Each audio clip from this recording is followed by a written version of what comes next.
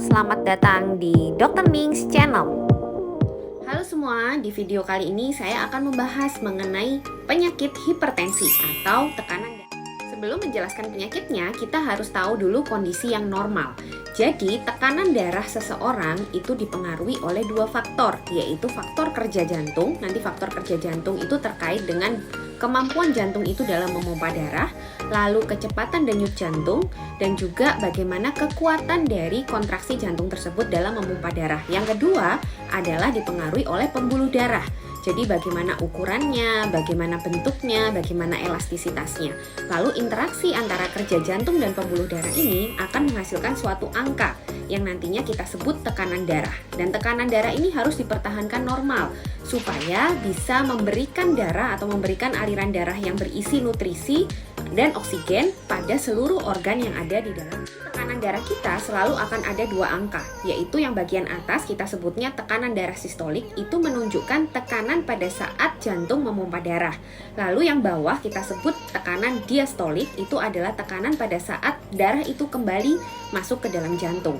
Nah, untuk normalnya, tensi atau tekanan darah yang normal pada dewasa itu sekitar 120 untuk tekanan darah sistoliknya dan 80 untuk tekanan darah diastoliknya.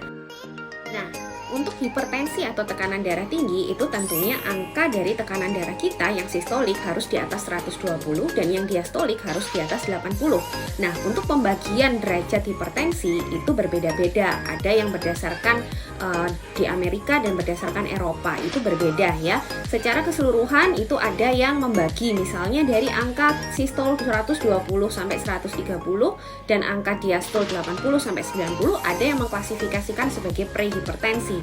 Itu artinya akan menjadi hipertensi. Jadi kalau tekanan darah Anda sudah ada di antara angka tersebut, kalau Anda tidak segera memodifikasi gaya hidup misalnya, Anda akan dalam waktu dekat bisa menjadi hipertensi derajat 1.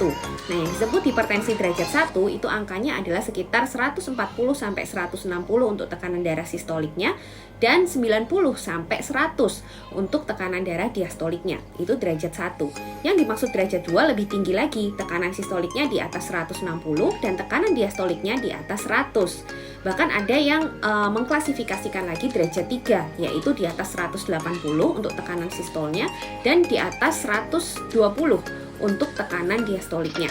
Dan itu kalau sudah masuk derajat 2 itu sudah kondisi yang cukup gawat. Artinya resiko terjadinya komplikasi itu cukup tinggi, jadi harus segera diobati. Selain modifikasi gaya hidup, juga harus memulai pengobatan dengan obat-obatan antihipertensi. Lalu apa bahayanya bila hipertensi ini berlangsung lama? Jadi hipertensi yang berlangsung lama kita pakai batasan 140 ya. Jadi kalau di atas 140 tekanan sistol dan di atas 90 untuk tekanan diastol ini berlangsung lama dan terus menerus, maka akan bisa menyebabkan banyak komplikasi pada organ-organ penting kita. Yang paling sering pertama adalah otak. Bisa terjadi stroke ya, entah stroke penyumbatan atau stroke perdarahan. Lalu ke mata kita juga bisa. Di mata kita bisa terjadi pecah pembuluh darah, lalu terjadi perdarahan dan orang bisa buta akibat hipertensi. Lalu di jantung karena dia memompanya melawan tekanan yang kuat, jantungnya menjadi lebih membesar ya, membesar dan akhirnya lama-lama kemampuan pompa jantungnya akan menurun yang kita sebut gagal jantung. Dan juga bisa terjadi penyakit jantung koroner karena hipertensi yang terus-menerus akan bisa merusak pembuluh darah di situ. Lalu yang ketiga bisa kena ke ginjal kita, di mana ginjal kita kalau tekanan darah di dalam tubuh kita itu tinggi terus, maka akan merusak pembuluh darah yang ke ginjal juga. Akhirnya ginjal itu akan menerima aliran darah yang lebih sedikit dibandingkan biasanya. Lama-lama ginjal tersebut tidak mendapatkan nutrisi yang baik dan lama-lama menjadi rusak. Dan selain itu, karena tekanan darah ini mempengaruhi pembuluh darah di seluruh tubuh kita, maka pembuluh darah di seluruh tubuh kita juga bisa rusak.